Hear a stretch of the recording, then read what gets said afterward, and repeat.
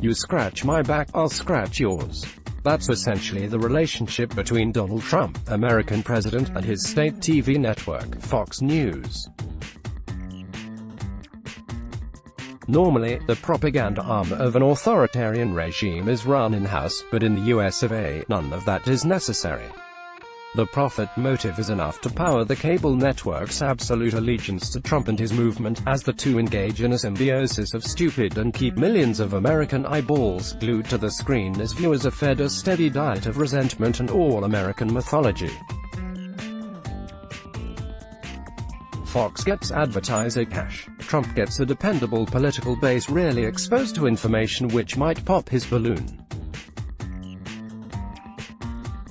Trump also gets cash, of course, if a little less directly.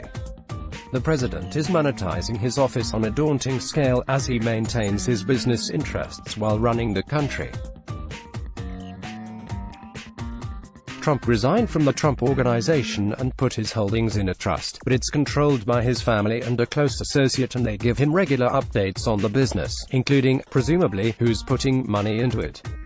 This has produced a constant stream of conflicts of interest, where the public cannot be sure that a decision on, say, our policy towards Saudi Arabia was made because it's in the American people's interest or because the Saudis are putting money in Trump's pocket. The folks at the Fox News channel normally just ignore this state of affairs as part of the backscratch, but after the president brazenly campaigned for the next G7 to be held at his resort outside Miami, the Fox. After all, here was the president essentially demanding that foreign leaders, not to mention their hundreds of staff members and all the media types who will come along, spend money at his failing business. Did you know Doral's net operating income has dropped 69% in 2 years? No wonder Trump wants Boris Johnson to hit the buffet. Anyway, here are the friends defending all this. Why is it the perfect site? Because the president said so, I guess. Yesterday, our fearless leader argued the resort has tremendous acreage and a lot of rooms, and it's close to the airport, although he had to sneak in a lie about that last part.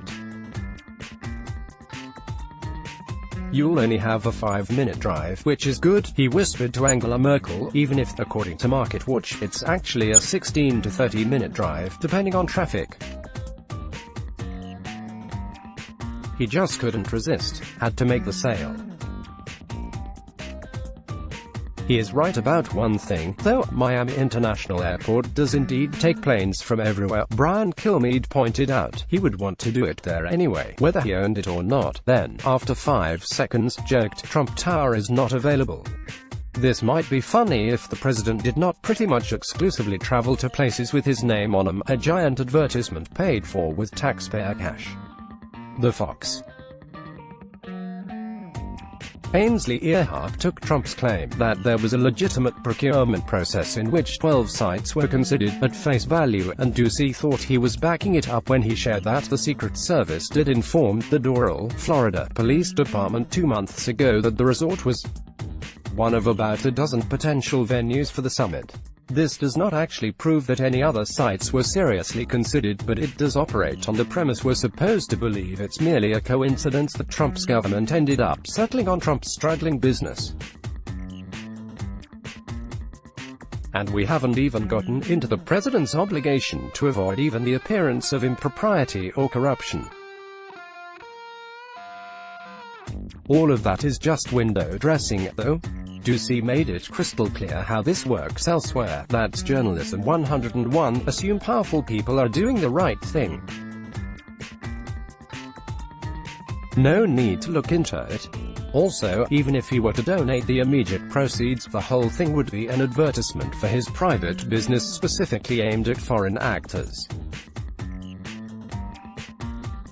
One fairly straightforward way out of this would be to hold the event at a property that is not owned by the president. But Ducey could not resist making the opposite of his intended argument in the next breath. The fact that it will be insufferably hot in Miami around the time Trump wants to hold the event, there is evidence the decision was made without regard to the suitability of the conditions. This is like when FIFA, a fantastically corrupt organization that ran on bribes and payoffs for decades, awarded the 2022 World Cup, an event held in summertime, to Qatar, where the average high is 106 degrees in July. They're probably going to have to move the tournament to the winter, which will disrupt the world's major club leagues. The comically ill-suited features of the venue suggest there was impropriety for anyone with a functioning prefrontal cortex. Of course, the explanation for the performative obliviousness from these three might well have been summed up long ago by Upton Sinclair: it is difficult to get a man to understand something, when his salary depends upon his not understanding it. Jack Holmes, politics editor. Jack Holmes is the politics editor at Esquire.com, where he writes daily and edits the politics blog with Charles P. Pierce. Let's blog ads. Why?